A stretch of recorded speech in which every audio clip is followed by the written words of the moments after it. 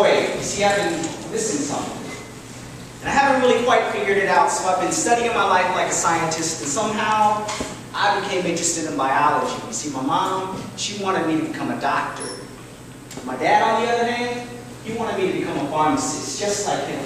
He's figured out that pharmacy takes less school, but it's just as cool and prestigious as any other medical profession. So his achievements set precedents, teaching fellow Vietnamese that pharmacy is the field to be in, just like him. But you see, being just like him never really sounded so appealing when my single mother always said things like, "You remind me of your dad.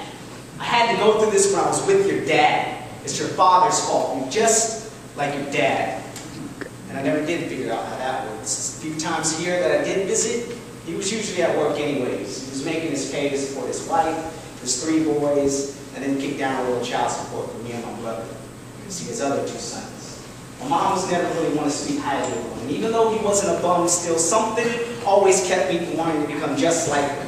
So I decided that when I grow up, I want to be a father. Not like mine though. I want to be the kind that stays in my child's life. Not just sometimes a year, but 365 and a quarter, so my kids don't feel like miscalculated occasions that only happen on leap years. You see, I'm going to be there for my kids. You see, when I grow up, I'm going to be a daddy that gladly takes his kids to dance practice, builds sports, plays hide and go seek, and tag in the house. But the lights out. She says, "I told you not to throw pillows at the kids, and stop playing blackout." See, I'm going to have to be a dad that says, "Hey, get your math out." My mom, she gets angry and she blames me for getting a D. You see, I'll be a dad that says, it's okay to make mistakes as long as you learn from them, but don't continue to make them. You see, when I grow up, I'm going to tell my son, Mom's not always right, but she always means well. And while I take pride in being his top advisor, I'm going to advise him to seek the opinions of other men so he won't have to do that by default. And the day that she falls for a boyfriend as her father, I'm going to tell my daughter, "Baby, look, I don't care what the boy looks like, but when I meet him, he better sound right. So make sure he uses his words wisely." Because when I grow up, I'll spoil my kids and buy them nice things, well, occasionally. But I'll buy them the necessities, definitely, and not because of poor mandated child support. See, when I grow up, I don't want no drama for baby's mama or expenses needed for my child's well-being. What if my child is ever being untruthful, out of line, or is just being a pain in the ass? You better believe I'll make his heart hurt so bad after he realizes his actions and feels the need to bleed out his consequences with the words, "I'm sorry." You see, I don't ever want to have to tell my kids I'm sorry.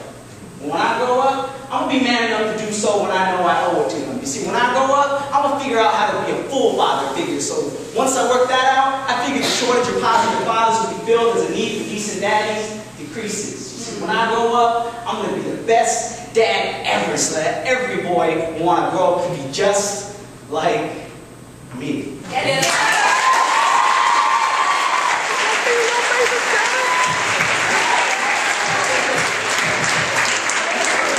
Telling Diaz that he can't use no damn props. You can't use no damn props. What the hell you think this is a slam? I don't care if it's on the stage. You can't use no props. Someone can take care of that for me, man. Alright. So before we go into the sports real quick, I just want to repeat the announcement. Evie does have books, and of course, as she did say, she has 6 wonderful children sent to college, so let's help her out and have one in college. Need help when he does. So with that being said,